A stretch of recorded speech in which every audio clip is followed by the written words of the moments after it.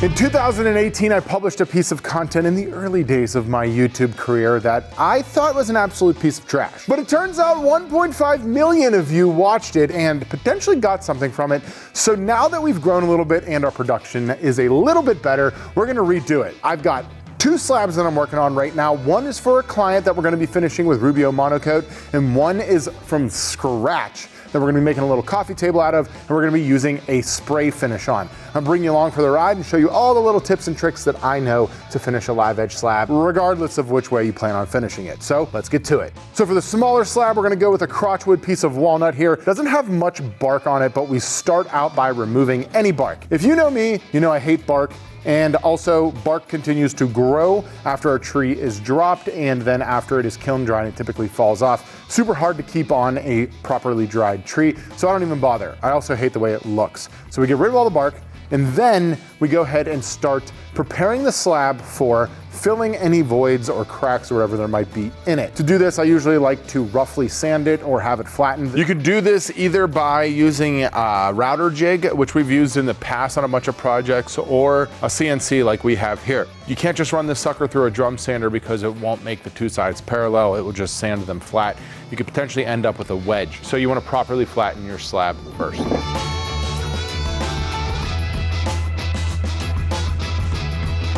All right, so now that you have a flat slab, the next thing you want to do is fill all the voids that you can with either epoxy resin, which is what we like to use, or bow ties or something. You really don't want to have voids like this in your slab. If you're working with slabs, the reason you're working with them is they're probably not good for dimensional lumber. You're going to have some defects, and using those defects to your advantage is one of the coolest parts about working with slabs. So what I do is I'm going to cover the bottom of these cracks with Tyvek sheathing tape. And this tape adheres very, very stickily, yes, that's a word, to whatever surface you put it on.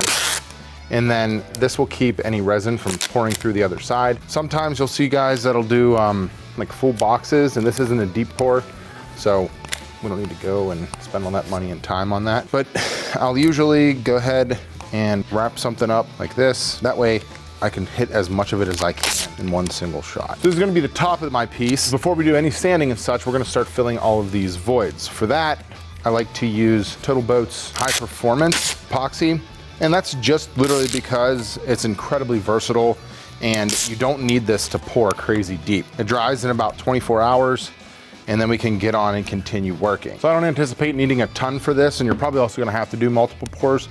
So I'm just gonna mix up a little bit of resin, like I said. We're gonna use a black pigment. You can add any color you'd like. Give that a good stir. If you're using liquid pigment, be sure to not add a ton, because sometimes that'll seep out into your piece. Gonna pour that over the crack, best I can, and let it soak in.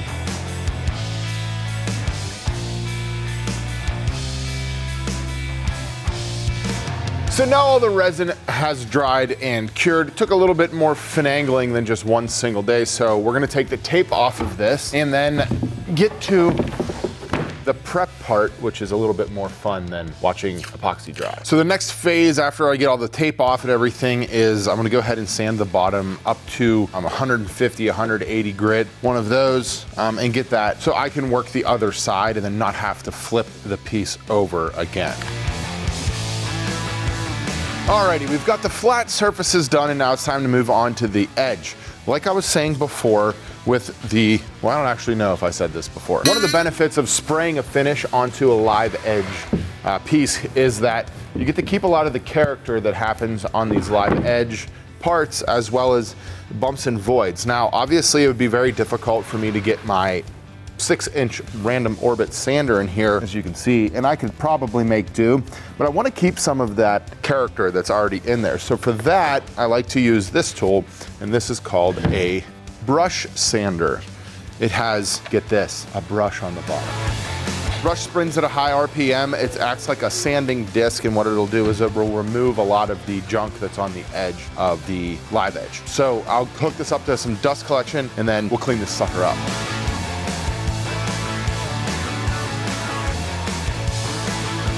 All right, so getting into this spot is a little bit more difficult. The next tool I like to bust out is a wire wheel on an angle grinder. This is a fine wire wheel, and it shouldn't leave too many marks. I don't really like using this on the whole thing because it creates essentially big swirls because it rotates this way. I can't really go with the grain, but in this little area here, I really don't have another option. If you're gonna use one of these, be sure you're wearing eye protection. These little things like to shoot off. A lot of people get them in their eyes.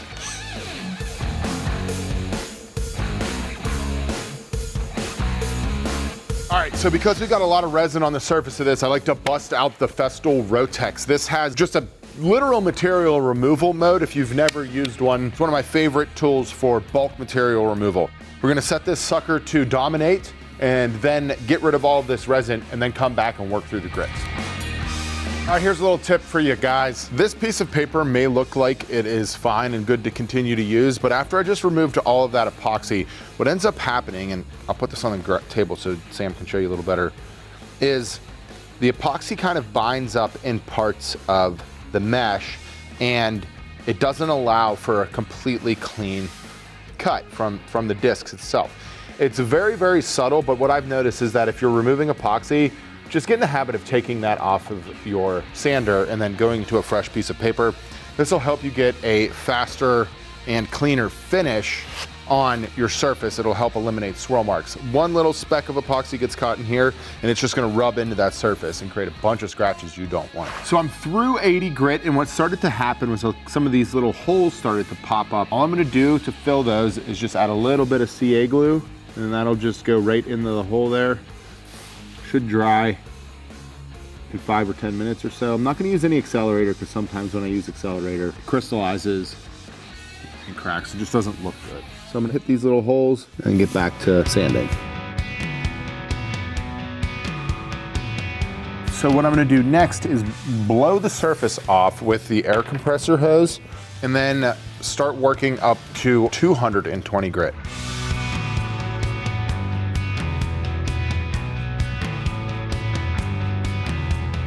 So we've got the slab for spraying prepped and ready to rock and roll.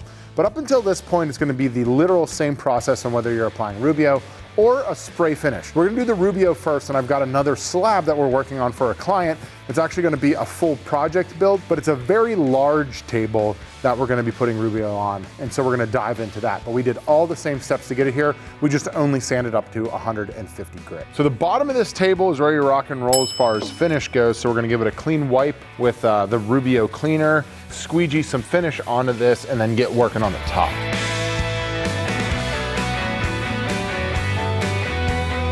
We've got our Rubio mix now. Get some on the surface, probably more than we needed. As of the moment, we're going to apply our finish the way we always have, which has been with a squeegee or an applicator pad and then rubbed and buffed off by hand. This part is always satisfying. With most applications with Rubio, that's gonna be it. They do recommend on walnut going through a second coat, which we also like to do. We'll come back, we'll hit it with a red Scotch-Brite pad, wipe it down, reapply, and then she's mint. If you guys are digging this video and you want to get into more slab work or more woodworking in general, you need to be checking out Woodcraft. Woodcraft is our go-to store for pretty much anything you need to get into any woodworking project. They've got a killer online store as well as physical locations across the Northern Americas. They're our favorite and our go-to. We love our local store manager so much that Sam and I constantly bother him to do things outside of the store. And they have popcorn in our store. So you should probably check out your local store and check out the website if you're looking for anything woodworking. Thank you, Woodcraft, for supporting what we do around here. Now, let's get back to these slabs. And this is a buffer sander from Gem Industries. This thing's awesome, and we have just started including it into our workflow. You can use this to apply and buff the surface of your Rubio or Osmo or whatever hand-applied finish you're using. We just haven't got enough experience with it to give you advice on how to use it. There's some other YouTubers out there that are loving these things, and we are also loving it. But everything up to this point has been the same going into the spray finish. We just sanded this sucker up to 220 grit instead of leaving it at 150 grit to apply Rubio.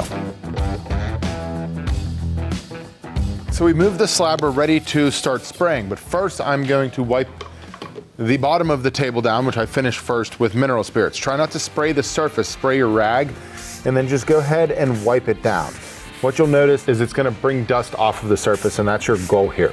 If you spray it onto the surface, it soaks up and just literally takes forever and really isn't necessary. So this should dry pretty quick, and then we'll get to spraying. So we are ready to spray. I've got both sides sanded down to 220 grit, wiped down with some mineral spirits, and then air blown off. I'm gonna finish the bottom first. We're gonna go 2 coats. I'm gonna see how it goes. We've got the gun set up here. It's the Graco Pro HVLP 9.5 with some pre-cat lacquer. Get this catalyzed at the store, then they put a time frame on however long you have to use it, and then you use it in that time frame.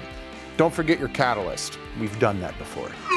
It sucks. It's a Sherwin-Williams product. You can also buy it from, I think, ML Campbell or MC Campbell, something like that. Both of those come highly recommended. We use a lot of Sherwin-Williams because it's here and local, easy to get. We're going with a 1/3 overlay, so you'll watch me spray.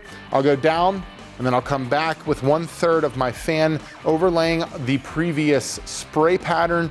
The last thing you wanna make sure you're doing when you're spraying anything, this is small, I can reach the whole thing, but if it was a larger table, you wanna make sure you're not reaching over to the middle of the table and dragging your hose across the finish. If you are going to be reaching to the middle of the table, start your spray pattern in the middle and work your way back to yourself. There's your tips, let us spray. Now that the bottom has dried, we are onto the top. I just flipped it over and we have it on stands so I can spray the edges. First thing we do, I'm gonna hit this sucker with some compressed air, get any dust that may have accumulated off. When you're spraying stuff, you wanna just get as much dust off as you can. Pretty much an application of any finish. Next thing we're gonna do after that, I'm gonna hit the edges. The reason I hit the edges first is so I don't get more buildup on the top.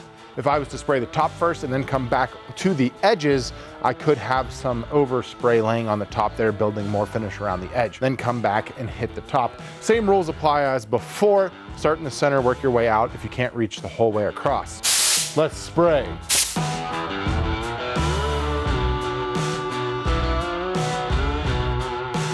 So we've got 2 coats on here and it's sitting very nicely. What I've got here is a red Scotch-Brite, and all I'm gonna do is lightly scuff the surface on this next one.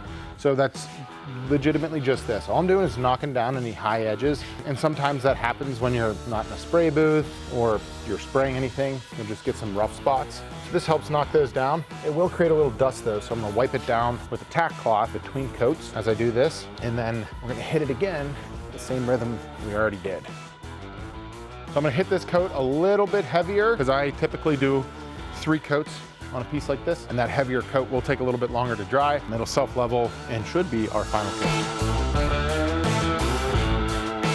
So this coat's looking real good. We're gonna let this off gas for 2 or 3 days, and then we'll come back and hit it with a little bit of wax, and that should be it on this sucker here. Be patient, let that thing dry.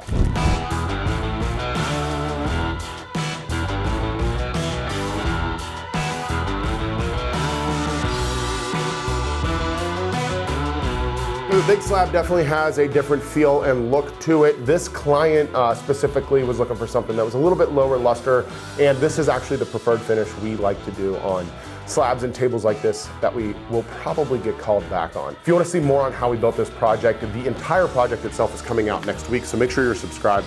Also, if you want to see more from us in any regard, check out this playlist I got for you right here. It's awesome.